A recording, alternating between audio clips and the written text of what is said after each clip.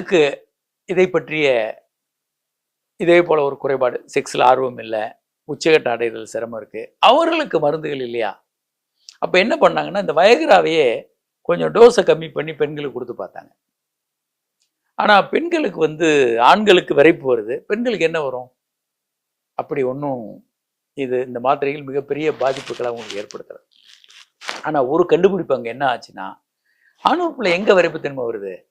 Corpora கேவர்னோசா என்ற திசுக்கல்ல வருது. இது பெண்களுக்கு கர்ப்பப்பையினுடைய உச்சுவர்.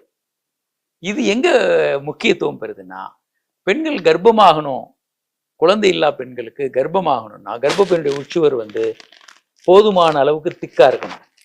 அந்த திக்னஸ் இல்லாத பெண்களுக்கு இந்த மாத்திரைகள் போதுமான அளவுக்கு திக்னஸை கொடுக்குதுன்னு கண்டுபிடிச்சு, இப்போ இந்த மாத்திரைகளை செக்ஸ் இன்பத்திற்கல்ல, குழந்தைக்கு வேணுன்றவங்க அந்த கர்ப்பப்பை திக்னஸ் இல்லைன்னா, அதனுடைய உட்சுவரில் திக்னஸ் இல்லைன்னா இதை கொடுக்குறாங்க.